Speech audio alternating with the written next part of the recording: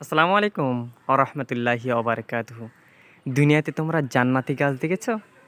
দেখো, যদি আল্লাহ পাকের নিয়ামত, যে নিয়ামত জান্নাতেও তোমরা দেখতে পাবে, সেটা দুনিয়াতে দেখো। এই সেই ডুমুর গাছ।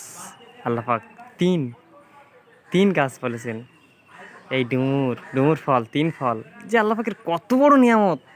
আলহামদুলিল্লাহ, যারা এই নিয়ে গবেষণা করে রিসার্চ করে তারাই জানে যে আল্লাহ পাক কত বড় নিয়ামত আমাদেরকে দিয়েছেন। এই সেই ডুমুর গাছ।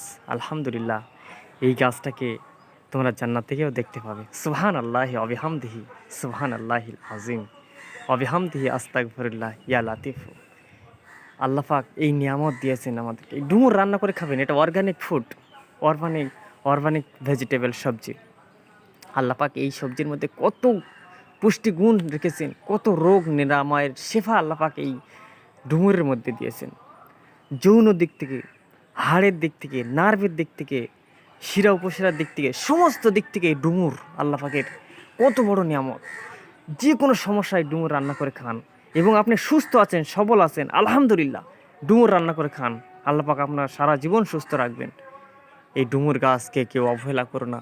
এই ডুমুর গাছকে তোমরা সংরক্ষণ করো, সেবা শুশ্রূষা করো, এদেরকে লক্ষ্য রাখো। এগুলো আল্লাহ পাকের দেয়া নেয়ামত। এই ডুমুর গাছ, মানুষ যদি জানতো যে আল্লাহ পাক আমাদের পৃথিবীতে কত কত নিয়ামত ছড়িয়ে রেখেছেন, তাহলে কোনো মানুষ বদমাইশি করতে পারতো না, বিয়াদবি করতে পারতো না। সত্যিকারের যদি শিক্ষিত হতো, কোরআন শরীফ আল্লাহ পাক কী বলেছে সেটা যদি জানতো, হাদিস শরীফে নবী পাক সাল্লাল্লাহু আলাইহি সাল্লাম কী বলেছে মানুষ যদি বুঝতো, তাহলে কোনো দিন বেলাইনে যেত না। সুতরাং আমাদের প্রত্যেকের উচিত শিক্ষা অর্জন করা, ইলম অর্জন করা, ইসলামিক শিক্ষা অর্জন করা, আল্লাহ পাকের দেয়া শিক্ষা অর্জন করা, নবী পাক সাল্লাল্লাহু আলাইহি সাল্লামের শেখানো পদ্ধতি অনুসারে জীবনযাপন করা। আল্লাহ পাক আমাদের প্রত্যেকে সে তৌফিক দান করুন। আল্লাহুম্মা আমিন।